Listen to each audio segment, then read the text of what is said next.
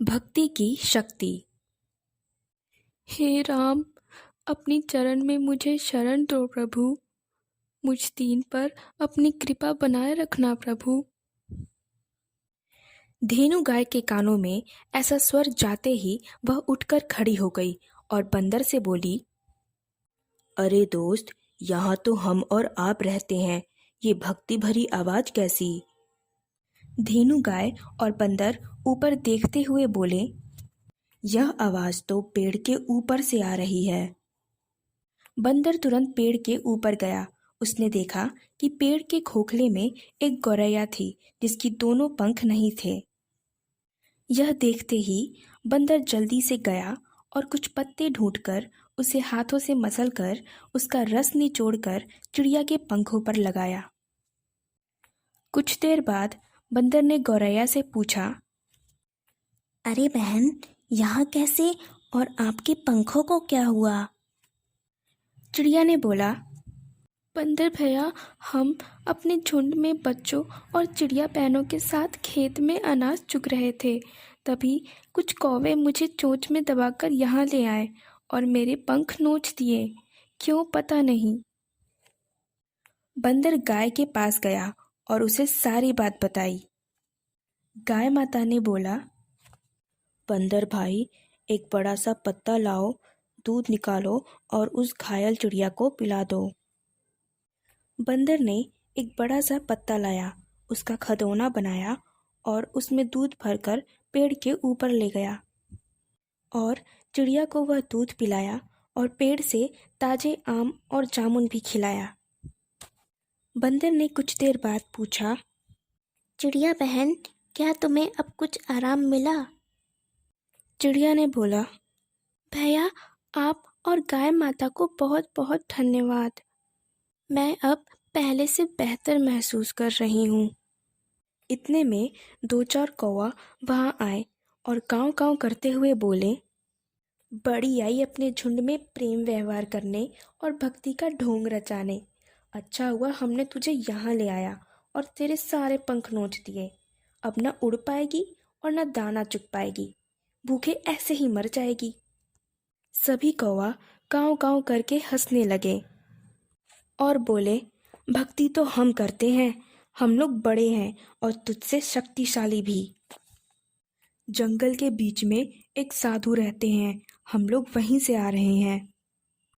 एक कौवे ने बोला, चलो दोस्तों, किसी के घर से रोटी चुराते हैं, बहुत जोर से भूख लगी है। सभी कौवे वहां से हंसते हंसते उड़ गए। कौवों की बात सुनकर गाय माता और बंदर सब कुछ समझ गए थे। ओह, तो ये बात है। इन मंदबुद्धि कौवों को चिड़िया बहन का अपने झुंड के साथ कुशल मंगल से और भक्ति भाव से रहना अच्छा नहीं लगा, इसीलिए इस चिड़िया पर इतना अत्याचार किया है। बंदर ने चिड़िया से बोला, चिड़िया बहन, हम लोग तुम्हारे साथ हैं। किसी भी चीज की जरूरत पड़े तो हम लोगों से बोलना। धन्यवाद भैया। चिड़िया ने बोला, राम नाम कही अमित प्रभावा, वेद पुराण उपनिषद गावा।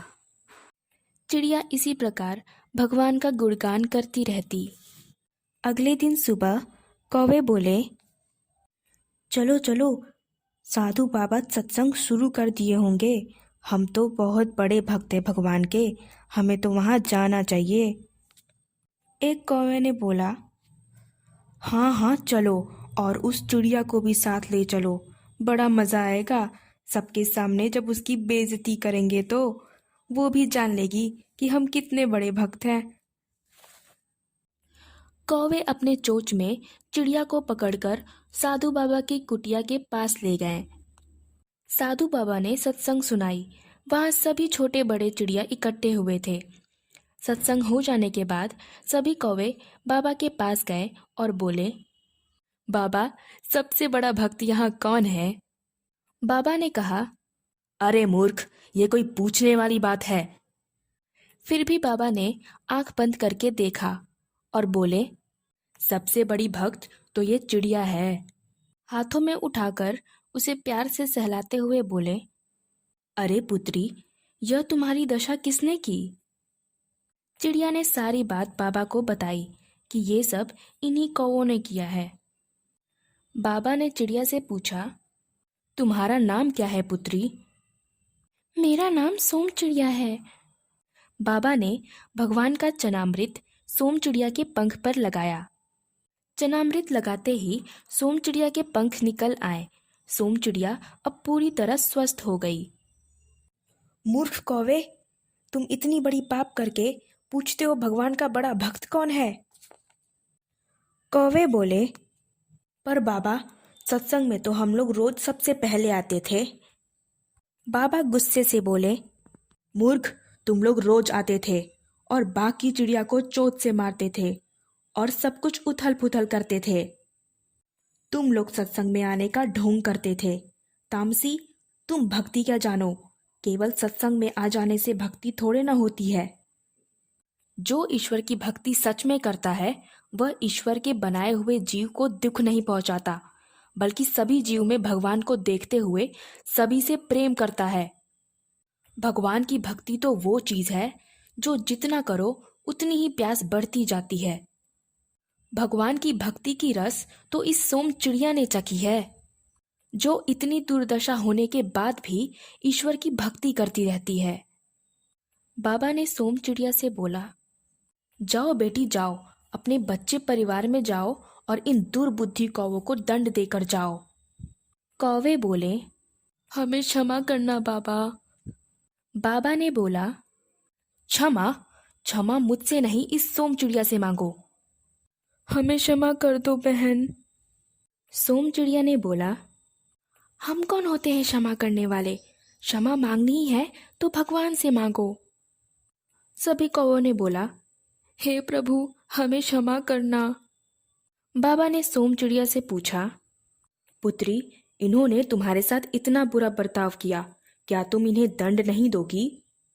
सोम चिड़िया ने बोला, इनके कर्मों का फल तो भगवान देंगे ही, पर बाबा इनसे बोल दीजिए, पाप कम करना चाहते हैं तो भगवान की भक्ति दिखावटी से नहीं, मन से और प्रेम से करें।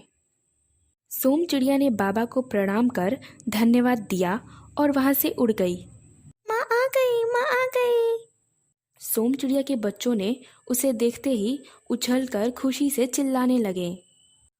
बाकी चिड़ियाएं भी सोम चिड़िया के पास आईं और कहा, कहाँ चली गई थी सोम बहन?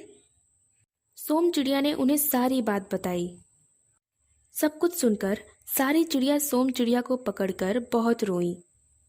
सोम चिड़िया बोली, रोते ही रहेंगे या अब हम हंसेंगे भी? चलो भगवान से सब मिलकर प्रार्थना करें। जाको राखे साइया, मार सके ना कोई, बाल न बाका कर सके, जो जग बैरी होए। सारी चिड़िया खुशी से चहकने लगी और बोली, धन्यवाद प्रभु, धन्यवाद। ऐसी और कहानियाँ सुनने के लिए सब्सक्राइब करें आपके चैनल भक्ति कहानियाँ को।